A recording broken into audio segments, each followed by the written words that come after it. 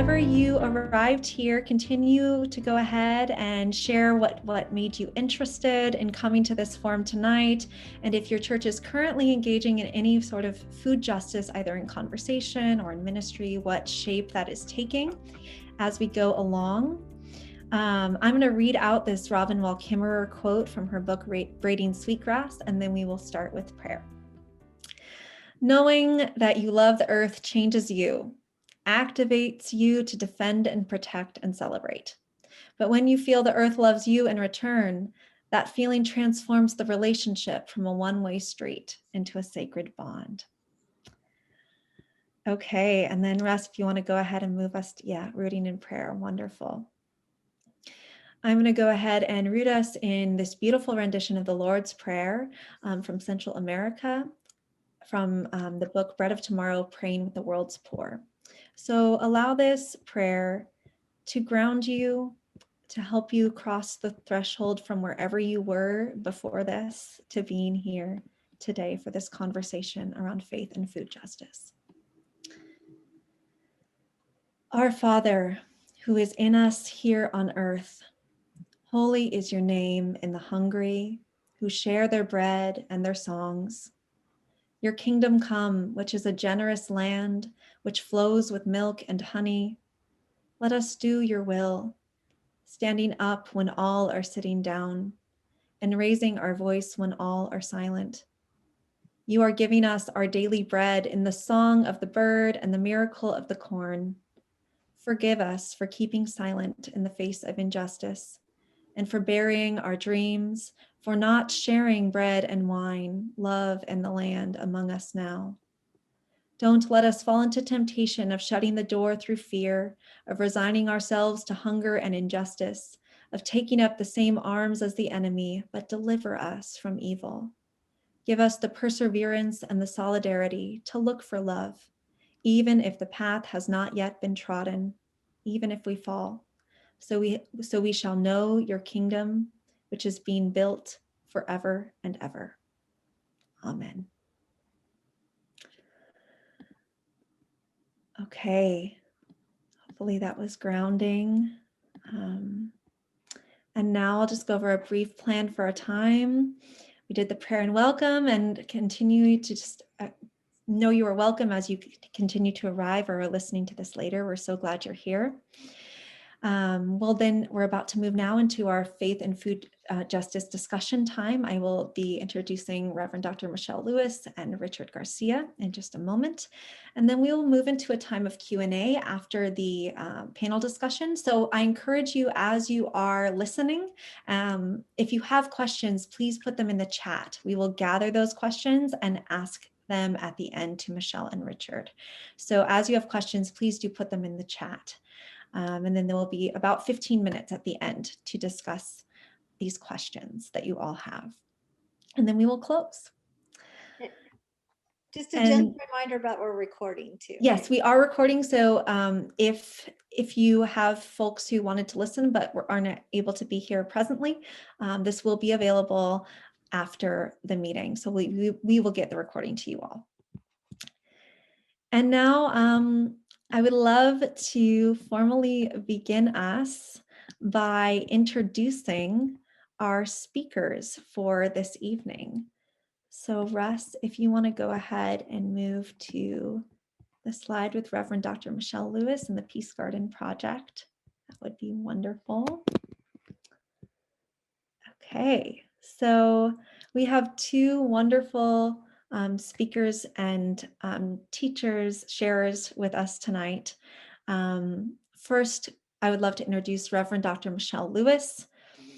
Reverend Dr. Michelle Lewis is the founder and executive director of the Peace Garden Project, and also the new executive director for Life Around the Table. So some of you will recognize her from our session 2, our last session that we had in the Growing Together program.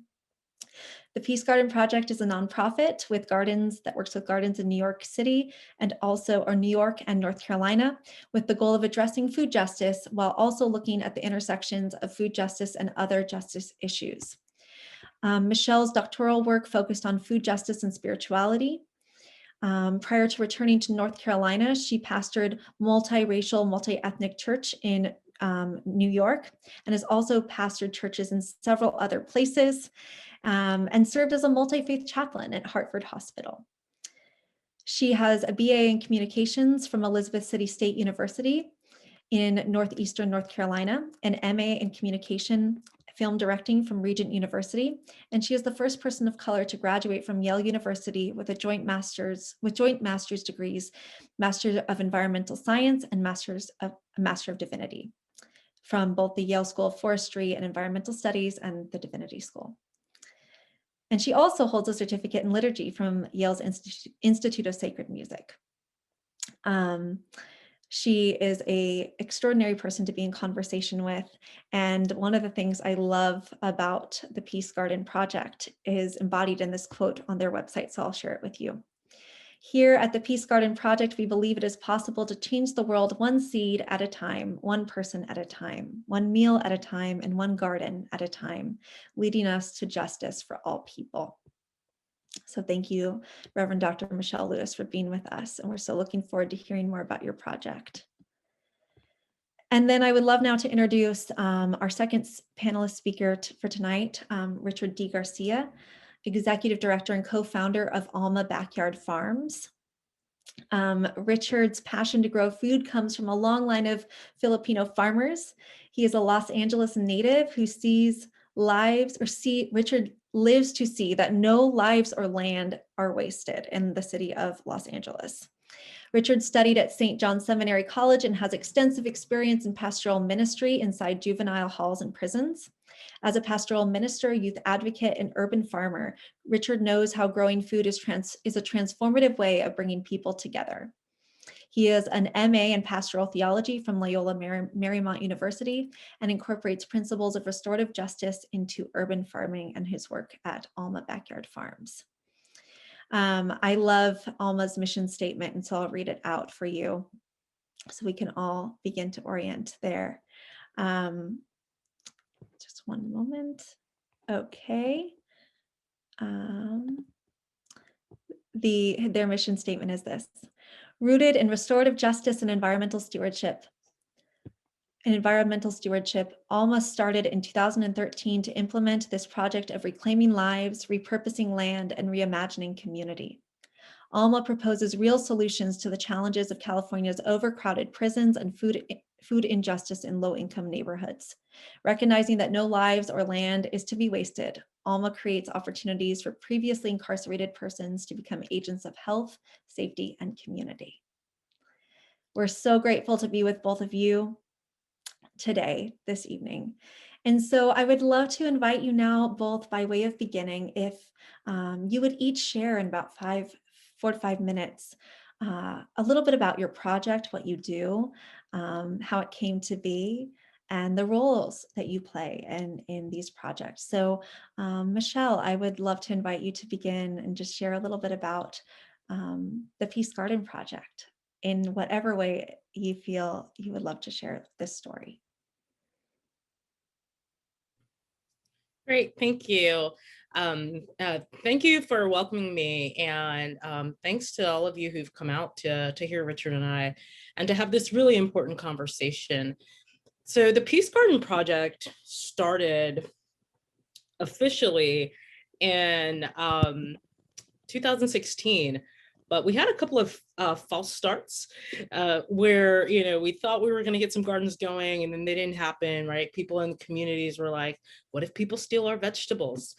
And I often say, people don't steal vegetables because they're reselling them on the black market. If somebody steals vegetables, it's because they're hungry. So that's never been a concern of my own. But we say we don't just grow healthy food, we grow healthy community. And that really is what we're about. And thinking about and helping the people in the communities where our gardens are located, think about what are the issues that are central to those communities that they need to work through. And then we use the gardens and food to work through those issues. And so in the communities where, so we have right now 6 gardens across 2 states.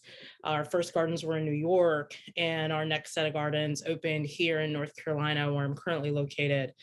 And so, we host workshops and rallies. We run a youth leadership institute. So we train youth leaders, and we've just entered into a partnership here in North Carolina with the juvenile justice system. So we're trying to look at restorative justice here, and we're working towards that in New York as well, because we do believe that in addition to providing healthy food, our gardens provide places for healing, and places to have those difficult conversations that people don't often have in communities. This summer, um, in the midst of all the Black Lives Matter rallies and marches, there was one in this community where I'm situated on the Outer Banks, and threats started coming in from local people. And so it was after the rally was over, we were having a work day in our garden. And so we don't like to call what we do community gardens, because they're not in a traditional sense. You can't come to us and get your own plot. We work the land together, with the idea that in working the land together, that's how we create healthy communities. So we work the land together, and then the food goes to people in the community that are in need. So we don't have a prerequisite, like you don't have to work to get food, uh, because we recognize that the time to work in the garden for many people is a privilege. That if you're single parent, if you're working a couple of jobs, if you're struggling to make ends meet, you just might not have extra time. You might not have access to property. And so we open our spaces up. We open our work days up. COVID created a little bit of a challenge for us this year, because it was like, well, how do we open spaces up when people aren't supposed to be out? But we were able to run our Youth Leadership Institute and have some community work days. And these are that's a local artist on the left, and holding the Swiss chart, and one of our interns from Duke University on the right that mentored students for us this summer. And so we really are attempting to take a holistic look at what it is to address food justice in communities, and working with community stakeholders and our community, and the people that we serve, to determine, like, what are the best, like, what are crops to grow that people will actually eat, right? Because so often in food ministry, what happens is churches have decided, oh, this is what we need to give people to eat, but it's food that is low quality, it's not healthy, it's in many ways is contributing to um, health disparities that are already present in impoverished communities. And so, our goal is to provide people with the healthiest food, like I said, while addressing these other the isms and issues that are present in all our communities. Our interns from Duke University this past year are both focused on work in the prison industrial complex, and so they helped people in the community understand the prison system, right, as a part of what the work that they were doing in our gardens. So she said 5 minutes. I'm at like 4 minutes and 45 seconds. So I'll stop there because I was kind of keeping time on this end, but Thank um, you, Michelle. thanks. That was wonderful. Thank you so much for that that overview and picture and story of one of many stories, I imagine, about the Peace Garden project. So thank you. Richard, I would love to now invite you to share about Alma Backyard Farms in whatever way you want to tell that story. Okay, thank you. And thank you for letting me share the platform with Dr. Michelle. Um, Hello, everybody. I think you know to start describing our work is to first know it through our name, Alma Backyard Farms. Alma in Spanish means soul, and so we grow food um, to not just satisfy the palate, but really to work towards satisfying a deeper yearning of the soul. Um, that includes a yearning for community, healing. Um, so that explains the first part of our name, Alma. Backyard, we first started growing food in backyards, there are a number of underutilized spaces in Los Angeles, and backyards so happen to be some of those spaces. But there's sort of a play on that part of our name. Um, the the challenges that we face, food insecurity, lack of access, a broken criminal justice system, um, those are those tend to be issues that oftentimes folks may say is not in their backyard. So it's something that we bring to the forefront. Um, you may say it's not in your backyard, but we really share space. Um, and then farms, we threw in farms in our name because um, we grow volume. Um, we are adamant about small plot intensive growing so that we can have volume production, um, and so that we have food that can be shared and distributed. Um, Alma Backyard Farms has 3 programs. Um, I'm describing the programs pre-COVID. Some of them have shifted, pivoted, translated and adapted to our existing reality. But our 3 programs are: 1, we have an urban agriculture training program for previously incarcerated people, where they pick up life and job skills. There's something very therapeutic about working with soil. There's also many skills that can be learned and gleaned, lessons gleaned from urban agriculture, from carpentry to plumbing, through to the botanical aspects of growing and all that. Our second program is our program with youth, where we work with school children. If you're looking at the screen, that's about I think half an acre in Compton, on the property of a school and church.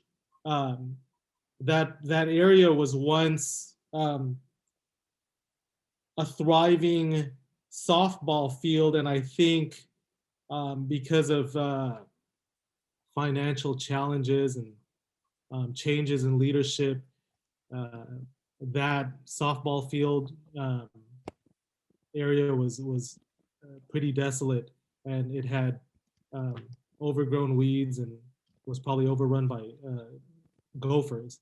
But our program, our second program, is working with school children and children in the neighborhood, where we provide them lessons in culinary arts, mindfulness, meditation, how to grow food, how to connect with the food you eat. And then our third program is our social enterprise, where we distribute the food at low to no cost at our farm stands. And you see on that screen, that's Journey with the black hat, previously incarcerated, part of our social enterprise team. And I think she's offering to Linda, Grandma Linda, some of the collards we've grown. So we distribute our food through our farm stand social enterprise, where we also make food available, not just for the community, but also for some partner restaurants and some other wholesale accounts. One thing interesting on that screen, Linda is also a parishioner, and her grandson is a member of the school, I think 1st or 2nd grade.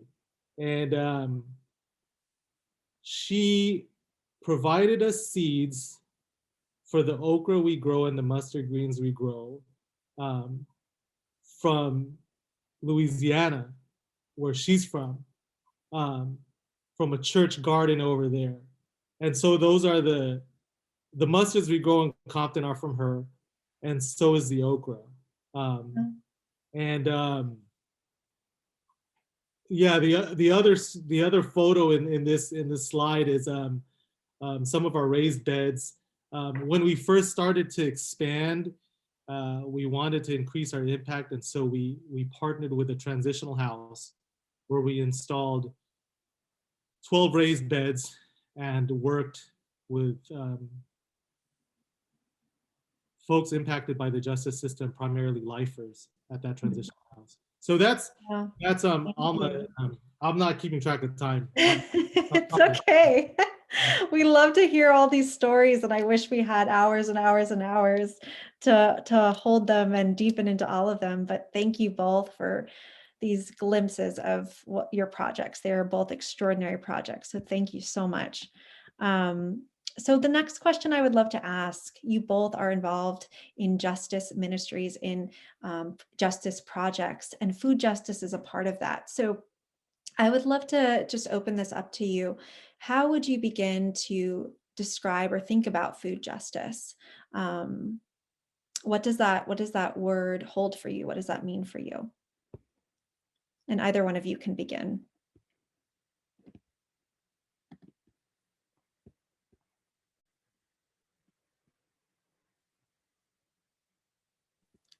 Um, I was waiting for Richard to turn his microphone on.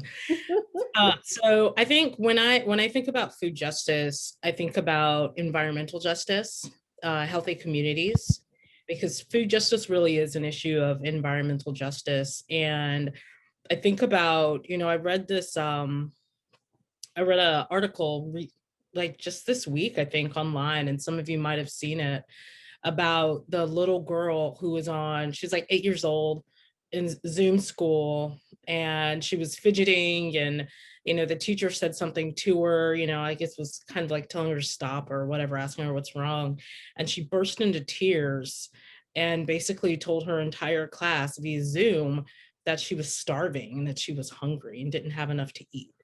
And so I think about, and I think that in the pandemic, we've seen, we knew food insecurity was an issue prior to pandemic, but I think we're seeing just how great of an issue it is. The pandemic has brought it to the forefront, right? Because people are now home all day long with their children if they have them, and so I think about access, like access to food and healthy food. That's so when I hear those words, that's what I think about. So. Great. Thank you, Michelle. Richard, do you have anything to add? Sure. In terms of food justice, I believe I believe it's a part of our work in the economy of salvation. Um, and what I mean by that is um, all related. I'm a believer. Um, I once was studying for the priesthood, and I know that central to Christianity is the meal of bread and wine. Um, and um, food justice is really reflective of how we understand um, human persons in relation to the earth and to each other. Um, it's about what nourishes us and nurtures us, and so um, I I think with regards to food justice, it's a matter of upholding human dignity, um, because I think from my perspective that tends to be the starting point, um, and so the broken and flaws within the food system is reflective of some of the disregard we have for dignity, um, and um, yeah, so that's what comes to mind really when we're talking food justice or injustice. Yeah. Yeah. Yeah. And along the lines of with what Richard is saying, right? It's biblical, it's scriptural if you're a follower of Christ. If, I mean, Jesus says, right, I was hungry and you fed me. Like that's basic. People, it's always interesting to me, when I am in a faith community and was pastoring up until December, right, when I became the executive director of Life Around the Table. um when communities sometimes want to split hairs over like gospel, over like something as simple as like I was hungry and you fed me. And I think about it when I like, am I giving the best, right? And arguably, like, a can of whatever might be the best that your faith community can come up with in a season. But, if we were sitting at table together, right? If we were inviting Christ to sit down at the table with us, what would we be feeding Jesus? Right. Yeah. Wow. That's a question to live. Um, Thank you for that. And you both, I knew this would happen, but I definitely wrote it in my speaker notes nonetheless. My next question was going to be to ask you both about your faith and your faith backgrounds and how you see your faith animating the work and the projects that you do, and how your faith has grown from the work that you've been doing in these projects. So however you want to connect those dots. I would love to explore that a little bit more with you both. Richard, you're muted. I'll start this one. Okay. In terms of how it's helped my faith grow. That was a question, right? Mhm. Well, what's funny is you know funding is necessary, and this is the thing, like um there's this element where if you I would say this to myself: if you farm, they will fund, right? So just keep doing it, and so it may sound like blind faith, but um I don't know what isn't, because um each waking moment is a recognition of my utter reliance on God. Um and I can't imagine another way. Um and so I think, you know it's it, you know it's Lent, right? And so you started this conversation with a quote from Robin Wall Kimmerer, braiding sweetgrass. And um so I'm reading that too, and I'm like halfway through. That's my morning read before I hit the ground running. And um the Lenten scripture, there's a lot of um Genesis and the creation story. And Mhm. so for those who haven't read Braiding Sweetgrass, um there's exposure to the indigenous creation story of Sky Woman, who falls on the earth and is welcomed by creation. They help to heal her.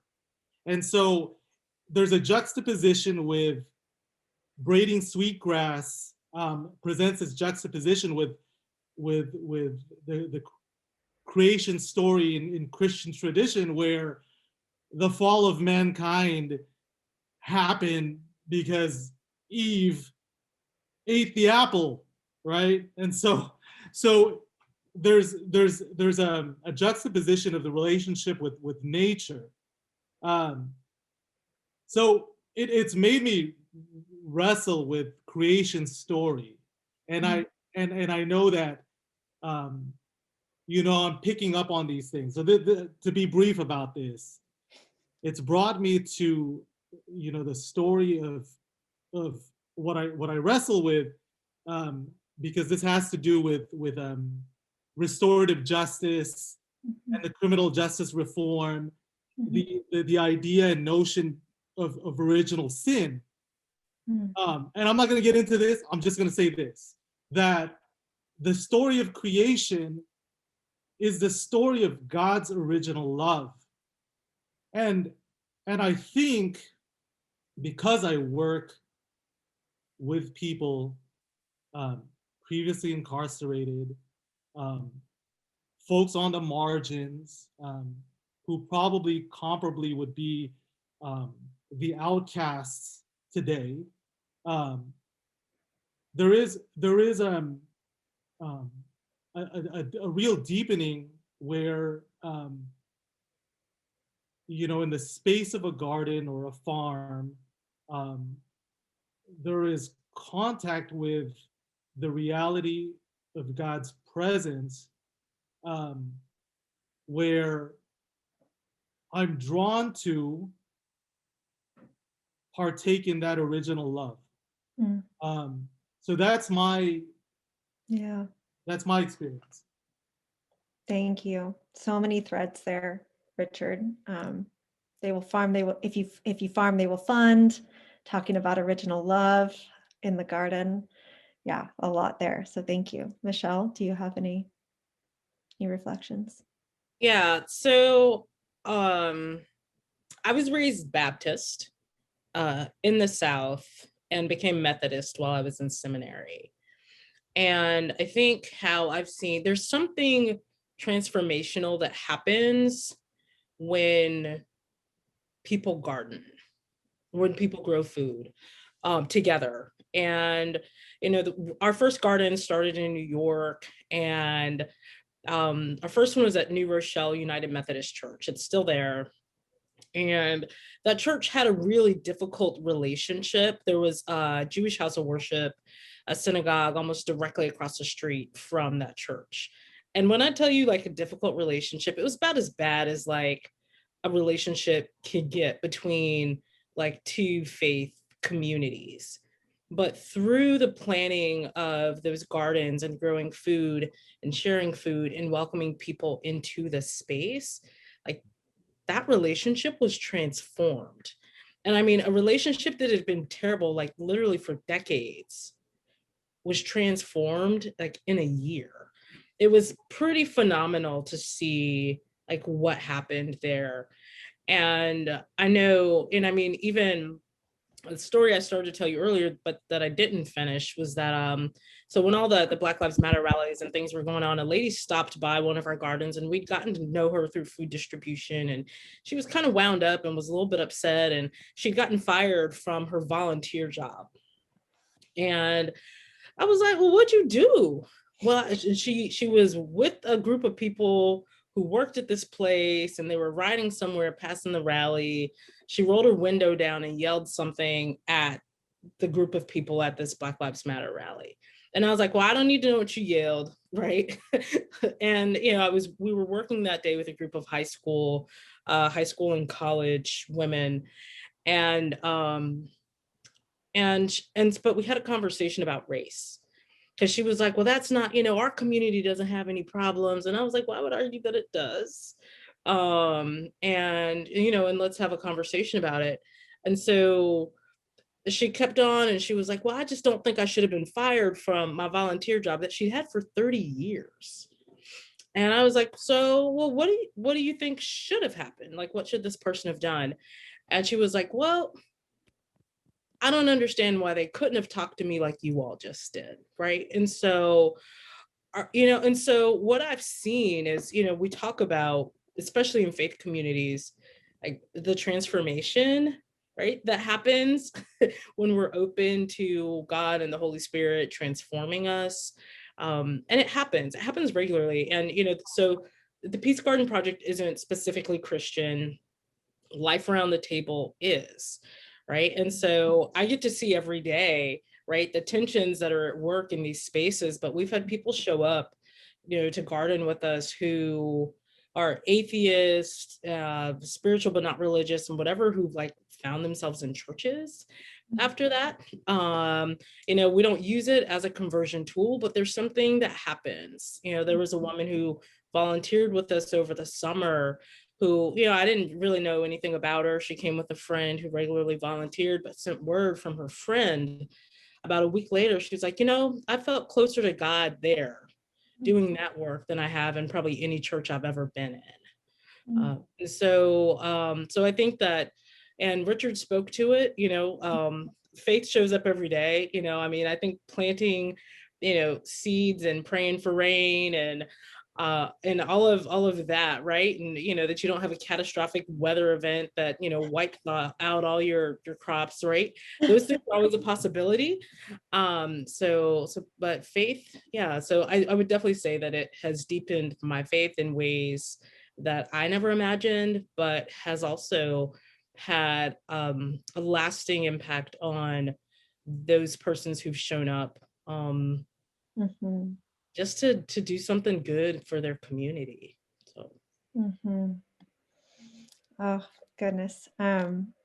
It's such an honor every time to bear witness to your stories, both of you. And I see so many of these common themes in both of the work that you are doing, in seeding dignity and love and fostering places of mutual belonging and healing and reconciliation. And how, Michelle, as you so often say about the Peace Garden Project, and it's also certainly true of Alma Backyard Farms, working the land together and what spaces those of healing that can create. And so I living out that Isaiah 58 call to fast, right? Of this is the fast that we shall choose, of being faithful to feeding the hungry, so that we can be called repairers of the breach. You are both really living into this through your work, being repairers of the breaches. So thank you. So now I would love to turn, as we are coming rapidly to an end of the formal panel discussion time, before opening it up to questions. And to say that, please put your questions in the chat. I see a few of you have already been doing that. That's awesome. And if we don't get to all of them, we'll get to as many as we can. The question I would love to ask is a practical one. So both of your projects serve as beautiful models of what food justice as ministry, that really is restoring lives and hope and dignity in your communities, can look like. And for years, food pantries have been the most common models of church-supported or related food ministries. What do you see as some of the challenges of a food pantry model, and what other alternatives might we be able to consider as churches, whether they be some of these backyard garden models, or a church garden, or a community space, or a CSA? What do you see as some of these alternatives? Are these alternatives worth exploring to the food pantry model, and why? right. Well, some of the real issues that I've noticed just in the last year with food pantries, and kudos to the government for relaxing some of their restrictions, especially for those pantries, that are government funded, but the paperwork, right? And if you've ever filled out paperwork at one of these places or seen it, I looked at one of the forms and it was like, how many people are in your household? How many of those people work? How much money do you make? Do you receive assistance? How much assistance do you get?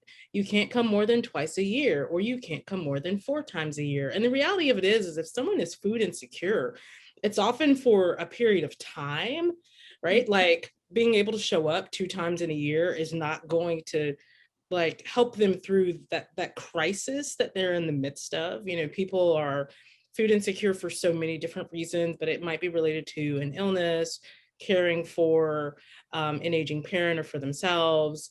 Sometimes there's just like a change in life situation. Sometimes it's just a few days out of the month. How I even started the Peace Garden Project was there was a season when I was in graduate school when I was food insecure, and someone suggested I go to social services to like get assistance. So I went, and they looked at all my pay stubs, and I sat there and answered like all their questions, and they were like, well, you make like $50 too much money and you could work less, but if you worked less, you would only qualify for roughly $30 in assistance. And then the woman proceeded to suggest I have a baby in order to like get assistance. And Wow. if you talk to other Black and brown women, that was also their experience when they like went to, I ended up calling home, right? I called my parents and were like, hey, can I get money, right? I had a safety net, but so many people don't have safety nets. And so if your church has a food pantry, I would encourage you to consider like, because that paperwork is a real barrier for people coming, right? Because it adds a level, whether it should or not, it adds a level of shame, right? And the last thing we want to do is like shame people for being impoverished or in the midst of a bad situation. Yeah. Yeah, that's so powerful, Michelle. Thank you for sharing about your experience and what you see. Richard, do you have anything to add?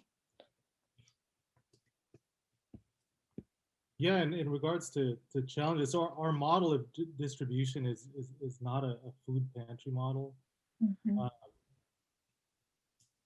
we had a farm stand that took place every other week, and because of COVID, um, we paused the farm stand and pivoted into providing grocery kits every 2 weeks, 250 bags of um, fresh produce, pantry staples, um, and some prepared foods. And I so one parent, you know, commented on Instagram. That's where we get our news, right? So one parent um, shared with us that um, the the the food pantries were also providing food in the neighborhood, um, and I'm not knocking that effort, but there was the other, you know, the COVID-19 has either exposed, exacerbated, or compounded already existing challenges.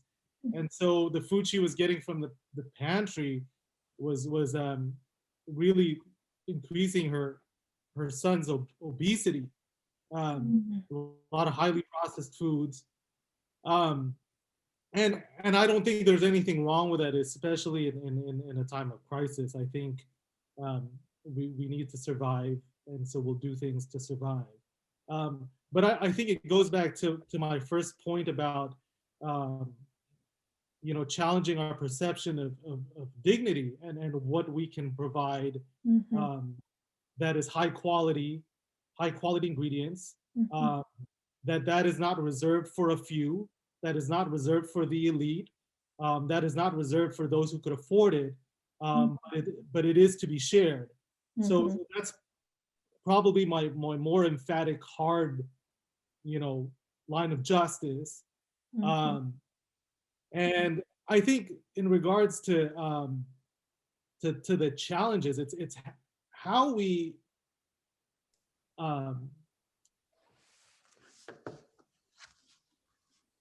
so I, just repairs of the breach. When you mentioned Isaiah 58, I had the privilege to listen to Reverend William Barber speak, and I know he has an organization, Repairs of the Breach, and he was speaking about um, you know, that some folks were saying, golly, I just can't wait to go back to the days before COVID when we were undivided. And then he chuckled because that's not the reality that existed prior to COVID. The reality is food insecurity has existed prior to COVID, that injustices have existed prior to all this, that a broken criminal justice system has existed prior to COVID. Um, but here's where I rest on my on faith and the gift of faith that could, I think, face the challenges is prior to all of that is God's original love. And I think, I know I'm bringing that up, but it occurs to me um, that I think I have a set of first principles that I fall back on. Um, so I mentioned this because I think that there are that churches operate in silos. You know, as a member of the Catholic Church in the Archdiocese of LA, you know, the parish in Compton is very different from the parish in Malibu. So I think that those disparities exist, and so there is a challenge of how, as a whole church, we can share in the mission. Yeah. So that's probably Yeah. the challenges I face. No, that's so great. Thank you, both of you. There's so much we could talk about, and I am so aware of time. And so I know, Michelle, you have to hop off here pretty soon. So I want to ask just one of the practical questions that's come up in chat. It was also one of my questions, and that is, both of your projects work in relationship with churches in particular places. And so if I was a church who was interested in starting a food justice ministry of some kind, whether this be a CSA model, supporting a CSA, a backyard garden model, or church garden, whatever it might be, where would you begin? Where would you encourage churches to begin? What kind of questions would you encourage they start asking? What are these core things that kind of need to be in place if you're going to begin a ministry like this? Michelle, you can start if you'd like. Yeah. I first would look around my community and see what's already there, because this work may be being done already in your community. And so it may be like a project that you can support in your community. I would definitely have conversations with local people, like your stakeholders. Some of the first people that we had conversations with in New Rochelle were like the city manager, the mayor, the chief of police, like other churches. Because I know for us, we're very interested in building coalition and coalition building, right? Because the work it's something that it doesn't just affect your church if you're doing it and doing it well, right? It is transformative for the community. So I would, just maybe start with having an interest meeting and see who shows up. I mean, we started with 4 beds and 5 people, like 4 garden beds and 5 people in New Rochelle, and, have like, geez, it's grown so far beyond that, 6 gardens across 2 states. We have contracts on probably 20 acres of property right now. We're not growing on all of it, and that's just in a handful of years, right? And with more volunteers than we could probably use on any given day when we announce a work day. So that's where I would start. And I think your biggest challenge will be if you don't work on getting buy-in early from like your church or your community members, so that's the thing. Like it's about, I think so much of it in my mind is about relationship building, right? But that's gospel work, right? Like we are encouraged through the gospel to build healthy relationships, right? To really be in community with those folks, not just the people who are like us, but those people who are different from us, right? Is what scripture calls us to. So. Michelle. Yeah. Yeah, Michelle, real quick, before I know we're coming up at the end of the hour and you need to jump off, but before you go, could you share any of the specifics of like when you were getting started, like what would be maybe a budget for someone if they're thinking about starting a small garden, or how many volunteers are you talking about? Just like some real practical things if somebody was thinking about doing that. I think we started those 4 beds with like less than $200. right? I mean, so it's possible. I mean, it's probably, I think when we started, we were just kind of like, well, is this gonna work? I don't know. And it did. And we were like, oh my God, wow. And it didn't take, it took human labor, right? It's gonna take human capital. Um, but if you get a handful of dedicated folks, I mean, we also had an agricultural scientist working with us in our first gardens. We had master gardeners pitch in to help, because people sometimes are like, oh, wow, did you study this in school? No. Yeah, people taught me how to grow food, and in turn, I've been teaching other people, right? So there are people in your community who perhaps have these skills that just haven't been tapped into. And I want to say, we let people self-identify their need. So we'll often harvest and distribute on the same day. We let people self-identify their need. If we don't, if somebody shows up and is like, I need food, we give them food. Even if they show up outside of a harvest day, if we've got folks working, we'll harvest and give to them, because like I said, my experience has been, people aren't stealing, if people steal vegetables, they're eating them, they're not reselling them. And so that's like the worst reason to not want to plant a garden. That, and we once had somebody say it would make their property, one church that was worried about it making their property look bad. So Oh dear. yeah, Yeah. it's sad. Wow. Yeah, that's all those practical things are so helpful. And one of the things I just want to uplift that both of you have shared about are having these volunteer days, work days, and identifying like particular days that people can come and be a part of what you're doing. And that seems to be important for continuing to build support and community. I might be overlaying that, but I wonder if that's actually a really important part. Yeah. Okay. Well, yeah, Michelle. I just want to say, Richard made a really good point too. He was like, if you're farming, people will give you money. That's true, So I think in churches, there's often a scarcity mentality, like, oh my God, we're not gonna have enough. We got to make budget. We got to pay for the building, right? All that stuff. Yeah. I think, a scarcity mentality leads to just not having, right? So when we truly trust God, that God's already there, but when we truly trust God, we see an amazing manifestation of God. And y'all, I'm so sorry, I'm teaching a Lenten study tonight. Yeah. So it's not that I don't love y'all and want to continue this conversation.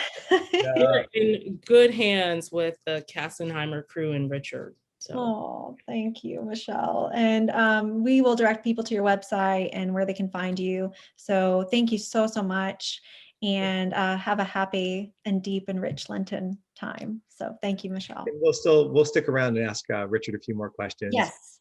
And be here as well. So yeah. Well, thank you so much for being here tonight. Thank you. Yeah. Thank you, everyone. Thank you. Bye. Thank you. Richard, so if you would like to reflect, I know we are going to be sharing with you all too. We had a long, wonderful conversation with Richard a little while ago, an interview with him, and he shared so many really practical, helpful things in that space as well. So that will be coming to you all soon. But I'm very curious, Richard, you mentioned in that conversation some of the practical conversations you had, right, when you were getting started and working with the church in particular, with the bishop and just the people involved in that practical beginning. So if you were encouraging a church, or if a church came to you and said, where can I get started? What conversations would I have? What would your advice be? What would you say? So how it came to be with the plot of land, with both the transitional house and the larger space in Compton adjacent to the church and school. I knew the then pastor, Father Longwin, when I was in the seminary. So there was already a foundation of a relationship to start the conversation. So like Dr. Michelle said, relationship is key, and there is some surveying that has to take place in regards to discerning the need of the parish and the stakeholders. Um, but in our case, we're a third party working with the school and the church. So we'll do a lot of the heavy lifting when it comes to uh, raising money and doing the heavy lifting, literally, of soil and gravel. Um, but I think, practically speaking, and maybe because, um, I there's a reality where you got to just do it. So if the surveying has taken place, there's a plot of land identified that's been underutilized historically. Um, I'm a believer that it may be better to fail faster than to spend too much time thinking about it. So if it's up to me, um, I'm ready to dig into the soil now. Mhm. So um, I think in my case especially, and so the situation's different in regards to where you are. It's a discernment of space, place, time, who you're around, and the relationships that exist. But in regards to the work of Alma Backyard Farms, um, I don't know of any other time than now. So if Mhm. if and when the opportunity arises, um, you know, we will execute plan. So there has to be some planning, of course, but Mhm. I'm not into any delay, honestly. Yeah. You know, Rich, Yeah. if I could ask just a question, do you, I know you guys have done, or you started with kind of the backyard of the transition house. Uh, could, if a church was thinking about maybe having 10 or 12 parishioners who wanted to open up their backyards to actually start doing some gardening, that would be the genesis of a food justice model. Is that really practical? And I mean, is that something, or what type of issues would come up if someone was thinking about doing that? okay, so when we develop what I call specifications. So I think, you know, early on in 2013, when you're just full of passion, you'll try to convert any yard that's presented to you. And then you kind of wise up and you say to yourself, like, practically, there has to be in place a land use agreement. And I would suggest that if anyone wants to engage in this endeavor, have in your minds a commitment of at least 3 years. I Mm. think I think to say, we'll try it out for 3 months is not enough. I think to say we could commit to this for 3 years, maybe two if 3 years scares people off. But I'll tell you, in regards to discernment and figuring out who will share space, the Mhm. minute you put out a number, and this is one easy way to discern it. When I've put forth, could we look at a 3-year agreement on the use of this land? People are either going to say yes or no. And Mhm. if they say yes, it gives you some leeway, some wiggle room to experiment, Mhm. um, and to really build your relationship with the soil. Um, Mhm. that's our type of growing. It's soil-based growing. So the practical thing is to go into this knowing that it is a commitment, and I would say 2 to 3 year commitment. Mhm. And time goes by so fast anyway. So Mhm. that's I Yeah. think that's a kernel of Yeah. So Richard, just to clarify that a little bit, you're saying, so if a church was going to come to an agreement with somebody who was part of their congregation, and you would upfront just be clear and say, hey, we're asking that we could, come in and maybe build a raised bed in your backyard, and we're going to do this for you. The commitment we're asking for is like 2 to 3 years, right? Okay. Mhm. Yeah. Right. And that That, way people know up front what to expect, and you kind of have buy-in in it. Um, yeah. we're Uh, we're a few minutes over time already, and there's been mhm. a few other questions and things. But Richard, before we kind of wrap up, are there any other kind of real practical tips or guides or things in your experience that you would share with churches in particular that might be thinking about starting something like this? And I And would add, And this work is hard and long and is also very deeply meaningful and enriching. And why is the long haul worth it to you? What is giving you hope? So any last practical things that you would share, and what gives you hope in this work? Why is it worth engaging in? You know, practically, you know, when we work with each other at the farm, there's this in regards to what our output will be. We're gonna have left the farm better than we started it off with that day, and I think that translates into why this long-term commitment, because you know what I feel encouraged by with this Zoom meeting is that there is a real interest in leaving to the next generation a better space, and I think that is why it's a long haul thing, because um, you know, I think it's you know, in the space of a garden is where stories are shared and memories are created and shared. And I'll say it in this regard. Oftentimes, folks who are leaving incarceration will reminisce on their life prior to having been incarcerated for 10, 15 years as having had a tender moment with a grandparent in the garden. And so when they return to this sort of work in urban agriculture and working with us, they're brought to the memory of having been nurtured by another.